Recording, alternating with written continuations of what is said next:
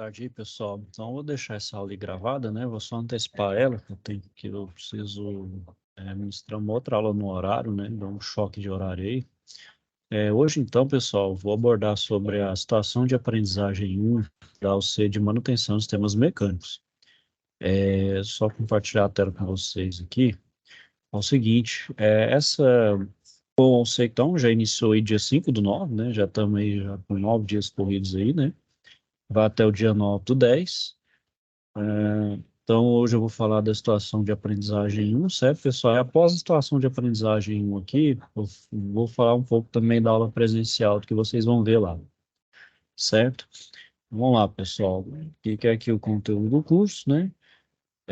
Vamos lá. A situação de aprendizagem 1, ela tem esse título aí, chama Monitorar e Não Parar, certo?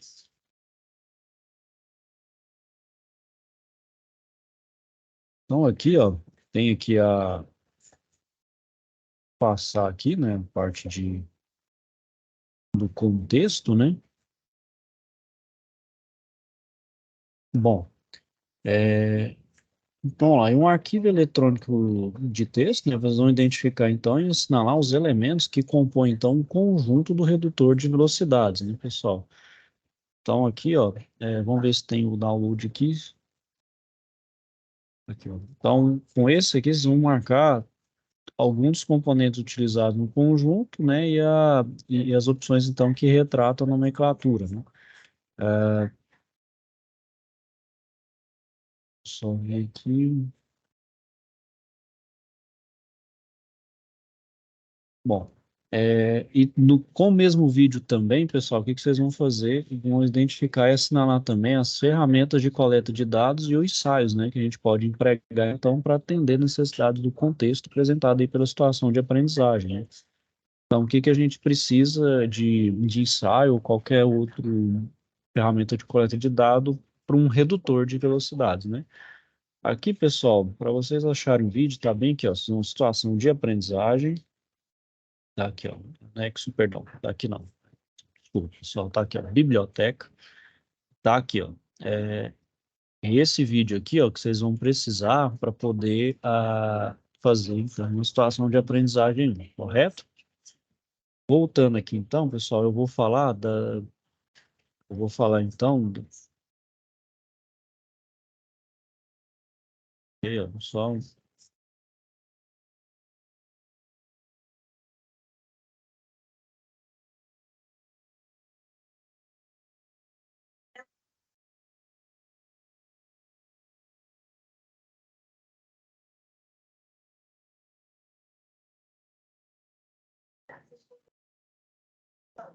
Olha, eu penso em uma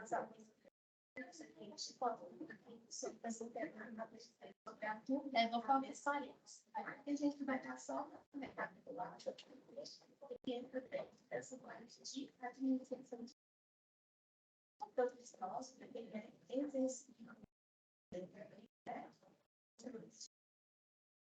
chamar de atividades através das palavras. Tem essas máscaras, fazem a gente gostou. Quando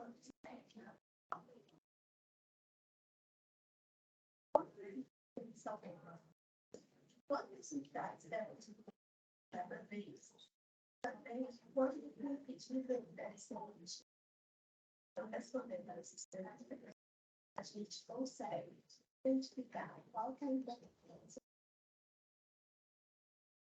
lá na curva de existir parece que deve pegar mesmo. Então, pode ser relativa de cada quando a gente vai nas aulas, a gente falou cerca de 20%, só a gente 90% da utilização valores normais, cerca de 30% dos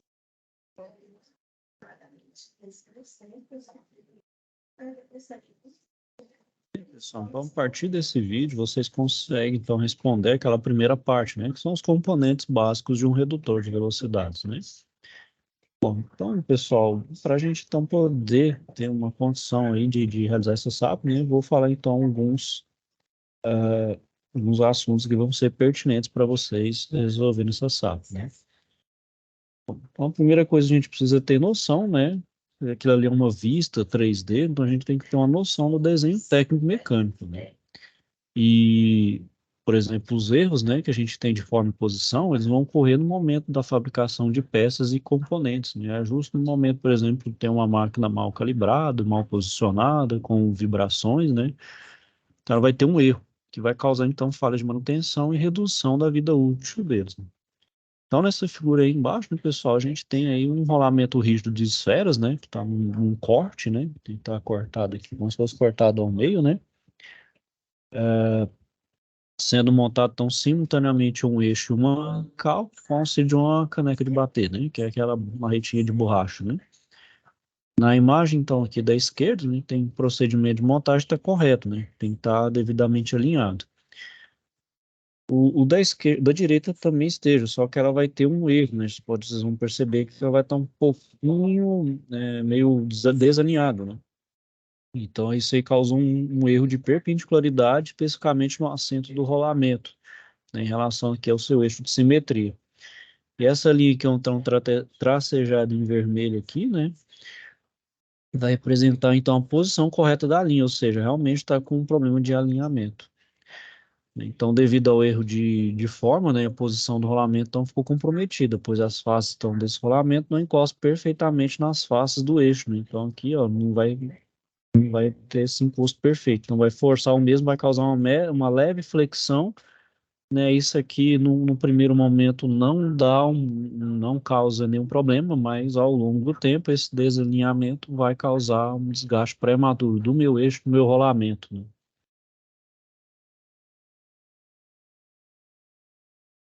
Então, devido a esses eixos de fabricação, né, pessoal, então faz necessário, então, a gente fazer a representação dessas tolerâncias geométricas de forma e posição nos desenhos. Com isso, a gente auxilia os operadores de máquinas, profissionais da montagem e manutenção no momento dessa execução das operações de montagem, né, de processo de fabricação, montagem e manutenção. Então, aí, vamos observar aí a aplicação da utilização de tolerância, que indica, então, a posição de um elemento, né? Vamos pôr essa chapa aí com um furo, né? Então, de um modo geral, a tolerância de posição pode ser definida como o desvio tolerado de um determinado elemento em relação à sua posição teórica. Então, esse tipo de tolerância ele é aplicado para especificar as posições relativas, por exemplo, de furos em um corpo de uma bomba para que ela possa ser montada sem necessidade de ajustes. Então, aí, analisando esse desenho, né, pessoal, tem um símbolo, então, que é da posição do furo, né? Então, me informa que o centro do furo, ele tem de 15 milímetros, ele pode variar, então, para qualquer lado, desde que não ultrapasse a circunferência de 0,06 milímetros de diâmetro. Ele pode, então, para qualquer direção, desde que não ultrapasse essa tolerância de 0,06 milímetros, né?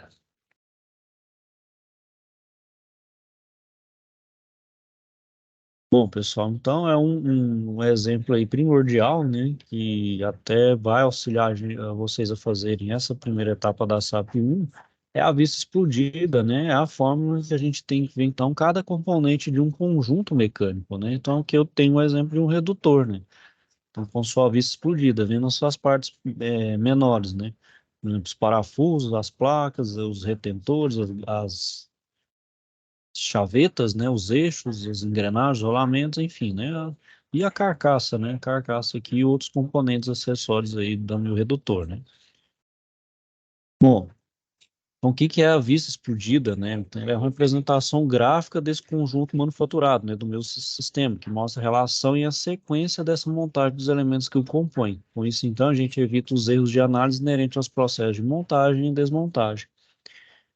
Então, como está mostrando na figura, né, esses conjuntos são ligeiramente afastados uns dos outros ou suspensos no espaço tridimensional, né, dando a sensação de tivesse ocorrido uma explosão a partir do centro do conjunto.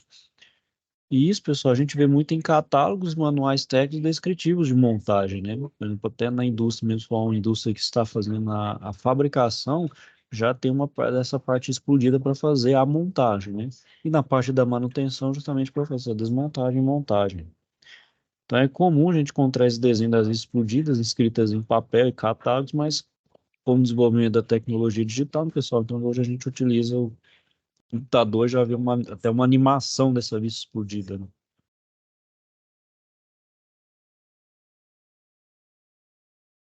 Então, por exemplo, no processo de manutenção, o comum depois da análise do problema é realizar o processo de desmontagem do conjunto mecânico, com o objetivo de efetuar ajustes, substituir algum componente, né? Por exemplo, a gente vai pedir uma peça sobressalente, aí a gente não sabe também aquela pecinha mais específica, né? A vista explodida ajuda isso, né? Então, por exemplo, eu preciso aí do anel elástico, do eixo, do redutor modelo tal, tal, tal, né? Até para você, por exemplo, fazer um pedido, né, para um sobressalente, você vai fazer isso pegando o nome de referência, um código de referência e o modelo da peça onde ela é aplicada, né? Até para facilitar a compra dessa peça. Então, quando o profissional da manutenção não conhece esse equipamento, então o desenho ela é fundamental para que o processo então seja realizado com segurança e maior rapidez. Então, a falta de um desenho que indica a sequência de desmontagem vai então induzir a erros, né, que vai provocar os danos em ferramentas e os componentes do conjunto, quando são forçados no processo de desmontagem, pois possuem então componentes como pinos e anéis que ainda não foram soltos por estarem ocultos fora do campo de visão do mantenedor, mas com auxílio da vista explodida, né, são facilmente identificados. Então, antes de fazer uma desmontagem aí aleatória, né, é bom fazer esse estudo dessa vista explodida, justamente para não danificar essas peças menores que porventura fazem uma fixação aqui do meu elemento. Então, por exemplo, se eu não vou desmontar, por exemplo, uma peça que tem esse eixo e esse anel elástico, se eu não tiver o conhecimento desse anel elástico e for desmontar de qualquer forma, né, eu vou danificar. Aí pode ser até um pouco mais complicado de achar essa peça sobressalente, né?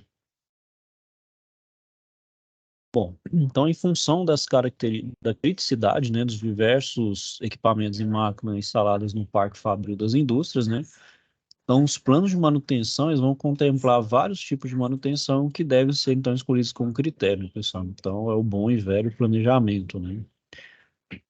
E o planejamento fazendo uma graduação dessas criticidades, né? Então, aqui a gente tem alguns parâmetros notificadores utilizados para definir essa matriz de criticidade, né? Então, para quem já trabalha aí, já deve ter percebido essa matriz de criticidade aí, né? Para quem for da área da manutenção, inclusive, para quem nunca viu, não trabalhou, né, pessoal? Isso aí é extremamente corriqueiro na área da manutenção. Então, por exemplo,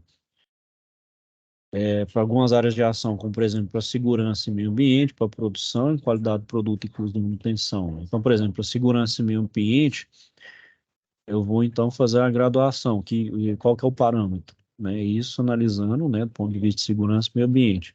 Então vamos lá, causa, ou, por exemplo, manutenção de determinado equipamento, causa fatalidade ou é acidente capacitante, danos irreversíveis à saúde e meio ambiente e não cumprimento da legislação. Então eu tenho uma criticidade dessa aí máxima, né?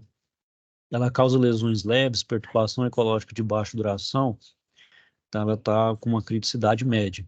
Causa efeito leves à saúde, não afetando o meio ambiente, então ela é uma criticidade pequena. Para a área de produção, ela afeta a produção anual de forma irrecuperável, então é uma criticidade máxima. Ela afeta a produção, porém ela pode ser recuperada, é uma criticidade média. Se ela não afeta a produção, então a criticidade com relação à produção ela é pequena. Com relação à qualidade do produto, se ela vier a afetar a qualidade final, ou seja, um produto fora de especificação para o cliente externo, uma criticidade é alta, né? Máxima. Se exige reprocessamento do produto, é uma criticidade média. E se ela não afeta a qualidade do produto, então é classificada aí como uma criticidade pequena. Para o custo de manutenção, se ela aumenta em mais de 20% os custos mensais de manutenção, ela é considerada uma criticidade máxima. Se aumenta de 10 a 20% os custos mensais da manutenção, é considerado uma criticidade média. E não afeta significativamente os custos de manutenção, é uma criticidade pequena. Se vocês observarem aí, isso aí não é um modelo que é para todas as indústrias, não se aplica para toda e qualquer área, né, pessoal? Então, vocês podem também estar percebendo que essa área de ação, essa matriz de criticidade pode ser maior, afetando mais áreas. E também ela pode ser mais níveis de graduação aí, né, entre uma criticidade e outra, né? Pode ser Variação por número, né, de 1 a 5 ou de 1 a 10, né? Para melhorar os níveis e também os parâmetros também, né?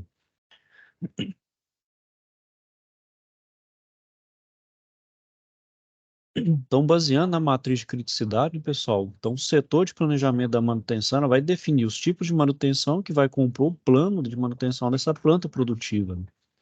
Então, o primeiro tipo aí é o tipo de, é o plano de inspeção, né? O tipo 2 é a manutenção corretiva emergencial. O tipo 3 então, vai ser uma intervenção que é a manutenção corretiva planejada.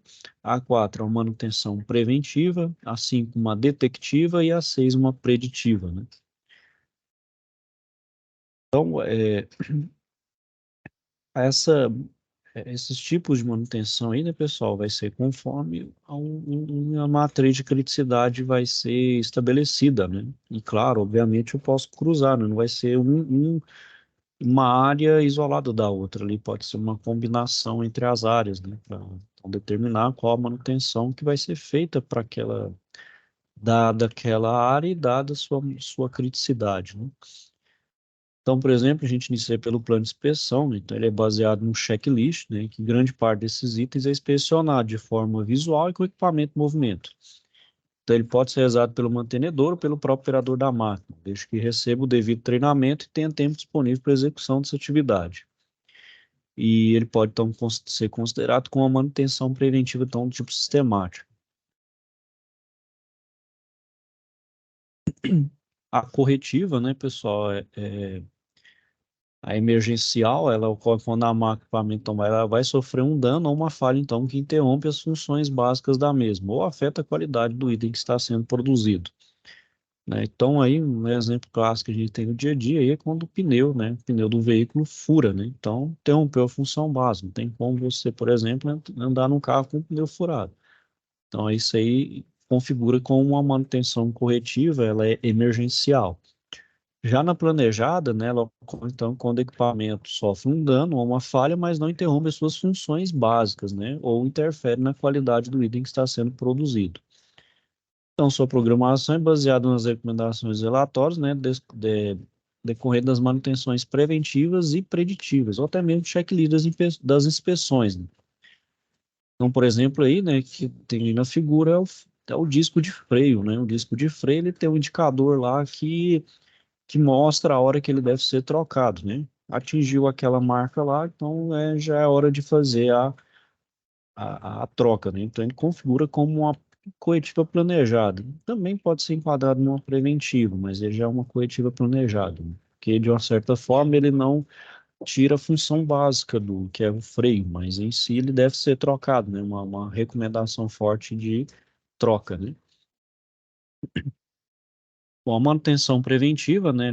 Então ele visa realizar manutenção de forma a reduzir ou evitar a falha ou queda no desempenho, obedecendo então a um plano previamente elaborado, baseando em intervalos definidos de tempo, né? Então, como exemplo, a gente tem aí no nosso dia a dia, no nosso carro, aí troca do óleo lubrificante, né? Então, por exemplo, o fabricante do óleo vai especificar aí o intervalo que deve ser trocado a cada 5.000 ou 10.000, né? Ou se for máquinas estáticas, né, então define-se em horas de trabalho ou em periodicidade, seja diários, semanais, quinzenais, mensais e até anuais. Vai depender, obviamente, da minha severidade do trabalho e as condições a que minha máquina está submetida, né?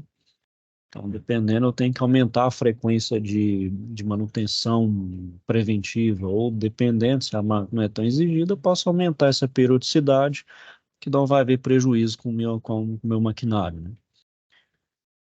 Bom, na preditiva, né, ela vai então, com o nome de predição, ela vai acompanhar a evolução da falha. Ela vai se basear em análise de sinais vitais da máquina e do equipamento, adotando então técnicas de inspeção sem que o funcionamento da máquina e do equipamento seja interrompido, né? Então, por exemplo, aí, né, voltando ao exemplo do carro, o pneu, então, ele tem marcações, né? Tem uma sobressalência ali entre os sulcos do pneu que indica a marcação quando ele pode ser utilizado com segurança, mesmo com algum desgaste, né? Então, por exemplo, chegou até aquela parte daquela sobressalência, a gente conseguiu uma lombadinha ali entre os sulcos aqui do pneu, você pode estar rodando normalmente. Abaixo daquilo já é recomendado, né? Já é recomendação de fazer a troca, né? E no caso das máquinas, né, pessoal, a gente usa então acompanhamento com auxílio de instrumentos, como as câmeras infravermelhos, né, analisadores de vibrações, entre outros, né. Então, eu preciso fazer uso de algumas máquinas de coleta de dados, né.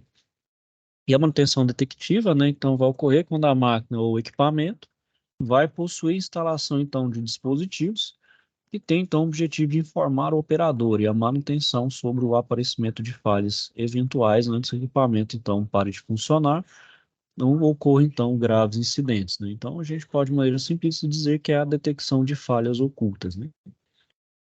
E os dispositivos usuais então são os termopares, que indicam então o aumento ou a queda, né, na temperatura do processo, aumento da temperatura em mancais ou de parte da máquina. Ou os pressostatos também, que indicam queda de pressão hidráulica ou pneumática de um equipamento de algum sistema, sensor de nível, etc., ou até mesmo análise de óleo de um conjunto ou sistema.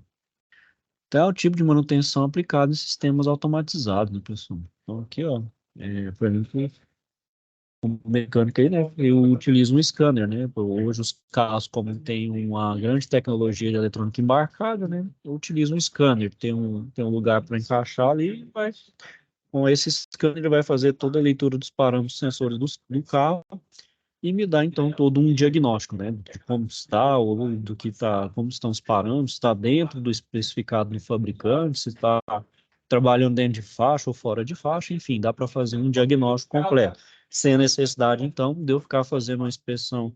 Óbvio, não vai dispensar uma verificação visual, mas vai evitar de eu fazer desmontagens desnecessárias no meu, por exemplo, no meu automóvel, né? Obviamente implica em custo e em hora, né? Uma hora homem, né? Bom, então como eu falei antes, né, pessoal, para fazer então um diagnóstico de dados da manutenção mecânica, eu vou utilizar então alguns equipamentos, né, que são necessários aí. São equipamentos geralmente modernos e confiáveis. Através então da utilização correta dessas técnicas, a gente então consegue acompanhar as condições da máquina ou equipamento com um ótimo nível de confiabilidade, então evitando quebras inesperadas que vão gerar então indisponibilidade e altos custos. Então, entre eles aí, né, pessoal, para a área de mecânica, a gente tem a termografia, a análise de óleo, a ferrografia, a espectrometria e a análise de vibrações, né? Bom, a termografia, a gente utiliza então uma câmera infravermelha para diagnosticar então falhas, né, através da detecção dos pontos quentes anormais, né, que é comumente então utilizado em painéis de comandos, motores, subestações, barramentos, etc. E atualmente está sendo bastante difundido, então, no diagnóstico de falhas e monitoramento de equipamentos mecânicos, tais como paredes de forno, de tratamento térmico, caldeiras, tubulações de vapor, exaustão, mancais, etc. Então, né, pessoal, nos painéis de comando, né, se o meu barramento não está bem fixado lá com o parafuso onde está um conector, vai gerar os pontos de calor, devido ao atrito, né? Devido ao atrito ali da carga elétrica, gera pontos de calor. Então, com uma câmera infravermelha, eu consigo fazer os pontos, né? Assim como as paredes de fornos de tratamento térmico, né? Então, eu preciso ver se o calor dentro do meu forno está bem distribuído, né? Se não tem, por exemplo, pontos de fuga de calor, ou seja, onde está tendo falta de isolamento térmico, né? Se está tendo falta de isolamento térmico, vai então configurar uma fuga de calor, né? Então, isso pode ser prejudicial. Então, minha câmera infravermelha, ela consegue detectar esse campo de temperatura, né? Certo? Então, o próximo aí, né, pessoal, é a análise de óleo e ferrografia, né? Então, em sistemas selados, né, como é o caso aí dos redutores, né, que vocês vão trabalhar na aula presencial, né, pessoal? É de caso, então, que seja realizada a análise de óleo para verificar, então, a oxidação do mesmo, né, contaminação por água ou outros agentes, bem como, então, realizar a ferrografia, então, cujo objetivo é verificar se está havendo, então, um desgaste acentuado dos componentes metálicos, como rolamentos, coroa, pinhão e ou sem fim, né? A oxidação do óleo, então, provoca o aumento da viscosidade, o aparecimento de borra e verniz, que afeta, então, suas propriedades de lubrificação e refrigeração, né, pessoal? Então, a gente precisa, então, saber as características do meu óleo original, né, e também, após um tempo, para verificar, né, por exemplo, principalmente com relação à viscosidade, coloração, e algumas propriedades químicas também, né? Então, como existe um índice adequado de desgaste desses componentes, então nos relatórios a gente vai ter um referencial para poder então comparar, né? Ter parâmetro de comparação se os desgastes estão dentro da normalidade ou se está ocorrendo algum problema. Então, né, essa severidade desse desgaste, a gente vai como vai medir isso? Identificando a morfologia, coloração, quantidade e tamanho das partículas encontradas, né, nas amostras de óleo. Né? Um outro equipamento para análise de dados, né, para coleta e análise de dados é a análise de vibrações, né? É uma das mais utilizadas, né, pessoal? É justamente para verificar o que? Acoplamento, né? Porque hoje é um dos conjuntos mais comuns que a gente tem aí, acoplamento motobomba, polia, né? Polia com correia, né? Então a gente detecta aí os acoplamentos com desalinhamentos e rotores desbalanceados, rolamentos deteriorados em engrenagens defeituosas ou com dentes quebrados, vínculos desajustados e eixos deformados, né, falta de rigidez e problemas aerodinâmicos ou hidráulicos, cavitação em bombas, né, uma lubrificação deficiente e folgas excessivas em buchas, desbalanceamento de rotores de motores elétricos e nivelamento deficiente de equipamento, entre outros, né. Então, vocês podem perceber aí que a análise de vibração aí, eu acho que é o mais difundido e utilizado na indústria, mais do que os outros aqui apresentados. Que ele é rápido, de fácil diagnóstico, mas se você souber, né, obviamente, fazer os parâmetros corretos aí de diagnóstico, né? Então, por exemplo, a coleta de dados ela deve ser planejada, né, criando uma rota de verificação dos equipamentos selecionados dentro da planta industrial. Pode ocorrer com uma frequência mensal, bimestral, trimestral, etc., né, no caso de equipamentos críticos de alta responsabilidade, e se for, né, um equipamento que é crítico, a gente faz, então, de forma online, contínua, né? Então, por exemplo, aqui, ó, tem um exemplo de um relatório de análise de vibração, ó. Então, aqui, ó, quando tem picos, né, de aceleração muito altos aqui, ou seja, quando dá picos no acelerômetro, né, que é colocado, por exemplo, no meu equipamento, ele vai para lá e vai verificar por exemplo, o que que é da correia, o que que é da rotação do ventilador e o que é pertinente ao desalinhamento, né? Então, por exemplo, aí, né, gera então uma recomendação. Então, primeiro, revisar um sistema de transmissão e trocar correias e alinhar polias, né? Então, aqui, pessoal, sempre vai ter alguns picos, mas alguns picos eles vão ser indícios de algum defeito que deve ser, então, deve sofrer uma intervenção, né? Então, por exemplo, ó, esse aqui, né? Revisar o sistema de transmissão e avaliar se há sinais de desgaste excessivo das polias, né?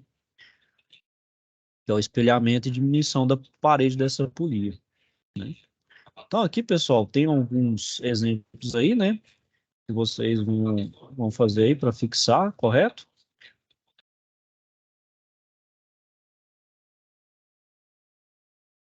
Ok, pessoal? Bom, então é isso aí, né? Só um minutinho, pessoal, onde eu vou só dar uma olhadinha aqui para.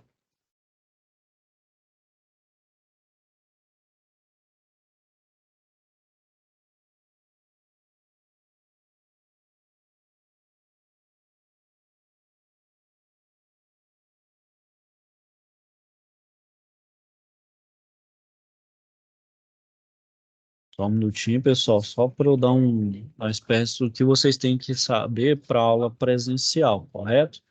Só um minutinho aqui.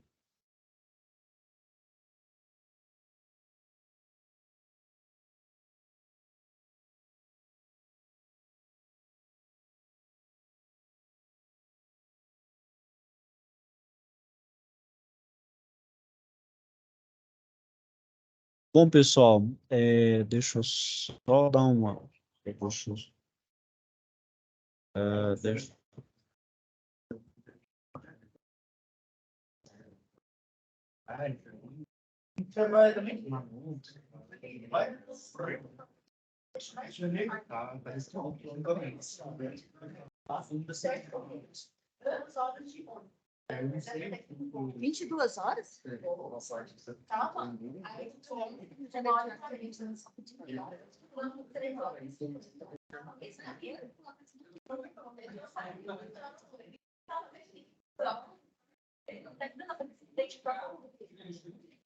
Vai 17 horas para dentro. Você vai gastar. Bom, pessoal, então aqui é o seguinte, o que vocês vão fazer na aula presencial? Vocês vão fazer a manutenção em um redutor. O professor, o que ele vai fazer? Só explicando a dinâmica para vocês aí. Ele vai introduzir, então, um defeito, né? Obviamente, ele vai separar em grupos e cada grupo ele vai introduzir um defeito. E cada grupo, o que vai fazer? Cada grupo vai ter que fazer uma desmontagem e verificar qual é o erro, né? Fazer as devidas intervenções, caso tenha precisa trocar um óleo, fazer alguma modificação ali, ou alguma outra intervenção, além do defeito que o professor introduziu, né? Arrumar tudo e fazer a remontagem, né? E reportar ao professor o que foi feito, qual defeito que foi encontrado, o que foi feito para intervir nesse defeito, o que foi feito para corrigir, né? E ele vai dar, então, dar um retorno, um feedback para vocês aí. O que eu peço para vocês, pessoal? Para vocês não chegarem totalmente crus, sem conhecimento, peço para vocês, então, acessarem o livro aqui, ó, principalmente nessa primeira parte aqui, 2.4. Pode olhar também a 2.5 e principalmente a 2.6, ok? Então, leia aqui da página 66 a 83, ok? É bem tranquilo aí, certo, pessoal? E caso queiram também, para a questão, e também pode ver a parte de tecnologia de ferramentas aqui, ó. Como aqui sacador hidráulico, algumas ferramentas pneumáticas e manuais aí, certo? Da 130 a 142. Ok, pessoal? Bom, então é isso aí, vou finalizando aqui por hoje. Caso tenha alguma dúvida, então, algum questionamento, não deixe de procurar. Estou aqui para ajudar vocês, no que for necessário, no que for preciso. Eu vou desejar a todos, então, boa tarde, fiquem então todos com Deus e até a próxima.